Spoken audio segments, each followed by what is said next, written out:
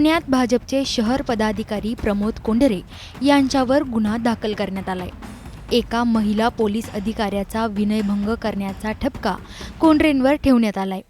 एका सीसीटीव्हीमध्ये ही घटना कैद झाली आहे। एका महिला अधिकाऱ्याला धक्का देऊन तिच्याशी गैरवर्तन केल्याचा आरोप कोंढरेंवर करण्यात आलाय।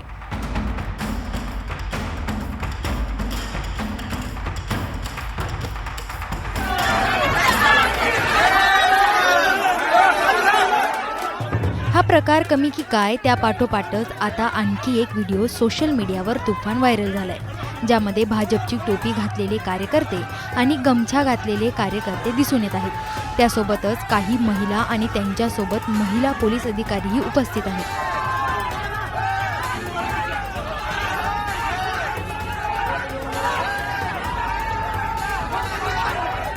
भाजपचे कार्यकर्ते महिलांसमोर मोठमोठ्याने जय श्रीरामचे नारे देत आहेत।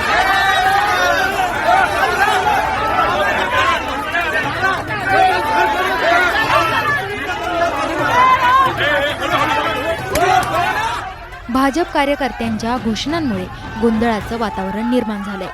महिला पोलीस तिथे उपस्थित असूनही भाजप कार्यकर्ते हात उंचावून जोरदार घोषणाबाजी करताना पाहायला मिळत आहे। गोंधळ पाहता महिला पोलिसांनी तिथल्या महिलांना तिथून बाहेर काढण्याचा प्रयत्न केला, मात्र तरीही भाजपच्या कार्यकर्त्यांनी घोषणाबाजी देणं काही थांबवलं नाही।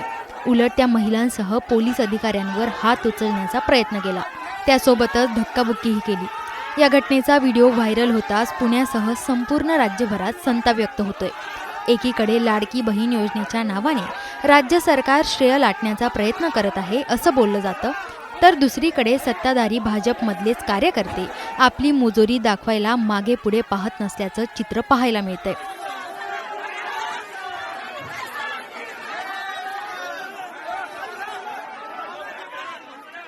अशा मुजोर कार्यकर्त्यांवर भाजप नेमकी कारवाई करणार का? तुम्हाला काय वाटतं? कमेंट करून नक्की सांगा।